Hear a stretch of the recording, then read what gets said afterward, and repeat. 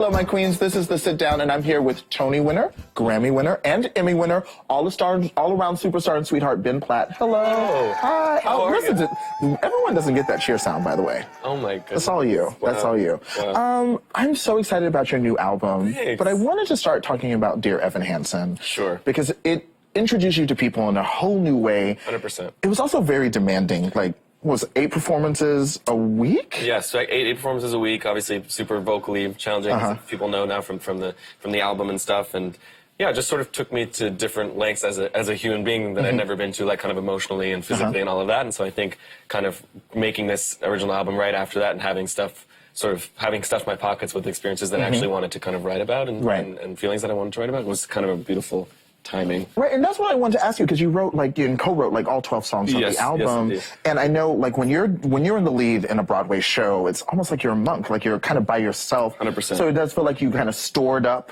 a lot of experiences, and then it just had to let it out. Exactly, and this has been thankfully such a collaborative, and not to say that Evan Hansen was not, but because I'm not so worried constantly about my health and keeping everything so physically, you sort of in check. It's been a bit freer of an experience, and musically can just be more about sort of what do I enjoy singing and what makes me feel good to sing. So that's so really cool. Wonderful. That's so cool. And you passed the baton in 2017, but along the way, I felt like it was like every week I was like, which celebrity are we going to see backstage with Ben? It was, I mean, let's just Hillary Clinton, we got Biden, Zac Efron, hey Zac, Emma Stone, Beyonce. Yeah, I was going to say, I can't believe it took you 5 Well, you know, we saved the queen for last. Okay, fair enough. The beehive is not coming for me.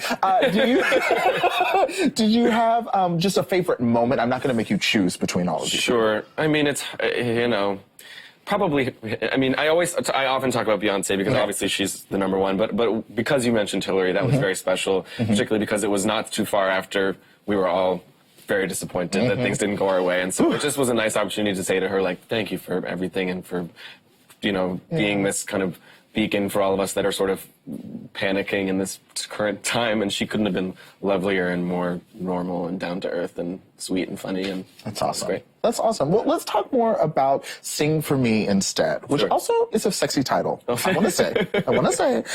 Again, so you co-wrote all 12 songs. A reviewer said it's a mix of Adele and Sam Smith, which is a pretty good place to be. It's like it's a mix of them, but it's all you know? Like they're comparing you to someone.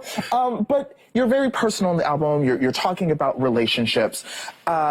Is it difficult to kind of draw from that part of yourself and share it with people? Certainly. It's definitely a new experience because I grew up in the theater and then a bit in film and stuff, and so I'm very used to kind of having this lovely safety net of character and sort of another person's perspective and a greater project. And so I think I kind of took for granted how scary it would be to kind of be sharing and endorsing fully my own kind of feelings and thoughts. And I think as soon as the first kind of few songs came out about a month ago, that Band-Aid was ripped off kind of quickly, and just seeing people connect with it and find kind of universal in the specific has been really a beautiful thing to watch. Cool. And now I'm just excited for the rest of it to come out at this point. Is it, to be a messy bitch for a second, is it a little fun though to kind of think about past relationships? Like, are you going to be like a little serving us a little Taylor Swift? Of course. There's a bit of there's a vindictive moment on there. There's a song called New that's a bit of a thank you next. Thank you which for I really that. love, of course. Amen. But yeah, it's great. I mean, the reason I think that I wanted to call it Sing to Me Instead is because, I often find that there are experiences in my life or feelings that I've had that kind of stick in my craw that I feel like I haven't really been able to process until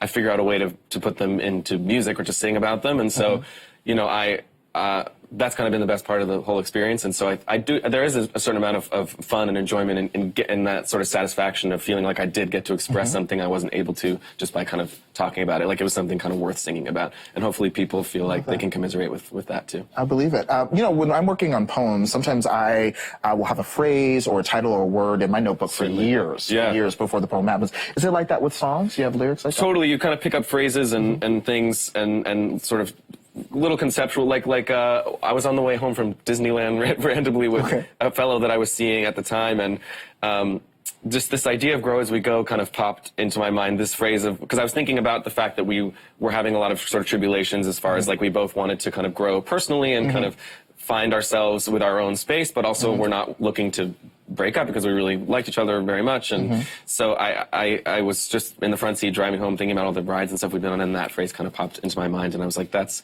definitely worth exploring and writing a song about. And then cool. I love it. I love it. Something that I think is interesting,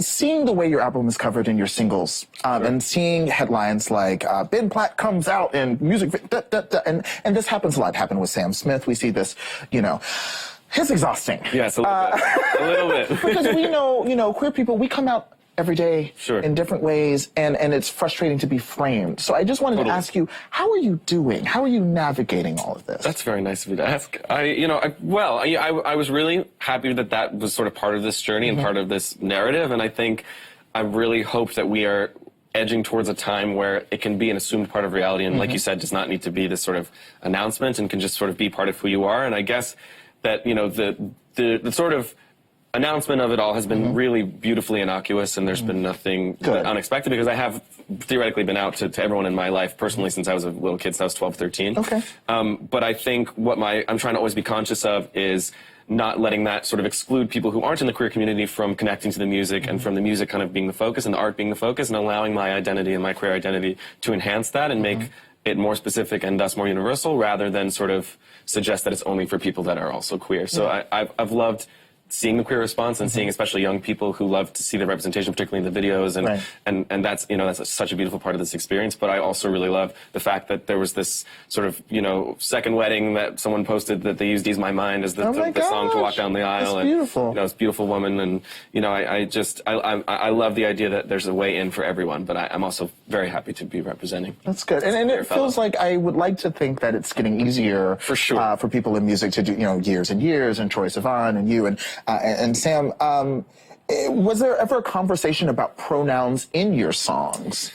Like with your studio, or was it like just... Not really. I mean, the label has been unbelievably open creatively in all senses, not just in sort of the pronoun sense. But for me, it was always just sort of like, if the song calls for that amount of specificity, then why would I go in and edit and sort of change to make things sort of heteronormative? And it was all just kind of, when it's necessary it is, and when it isn't, it's not. And yeah, no one really said anything about it in a beautiful way. I love it, as they should not, because I'll fucking come for y'all. Y'all don't want it. Y'all don't want no smoke. I did want to ask you, I mean, this is incredible. EGOT is something that often people, aspire to, like, over their lifetime. Sure. And, you're doing pretty well. You've got, three? You've got Emmy, an Oscar. No, you don't have the Oscar. No. You have the Emmy, a Tony, and Grammy. Yes, sir. Oh, my goodness. Okay, so how are we going to use this Oscar, boo? Well, I'm not in any rush, like you said. I think. Oh, you're not in a rush. You're like, I could take my time. I would love for, I mostly just want to make good stuff and good movies and good stories. And if it leads to that, then beautiful. And if it doesn't, then I'll be an egged forever, and that's great too. I love that. So but that would be a beautiful thing one day, God willing. But you never know. You're so sweet. I'll be the bitch for you. Give my friend a fucking Oscar. Okay, Ben needs the EGOT. Do it for the culture. Okay, we stand. Well, I've been told that I look a lot like Paul Simon, so I've always thought maybe I could play Paul Simon in a movie at some point. Just saying, if you look at the cover of their album, where they're both in the black turtlenecks, it really looks like Jonathan Groff and me. It's like really scary if you do like a side by side. Just saying, just pitching. Okay, listen, I see the vision. I like it. Well, Ben, I'm just so excited to share your music with everyone and just keep thriving. You're doing so well. Thanks for having me. I love it. All right, guys. Sing to Me Instead drops tomorrow. Up next.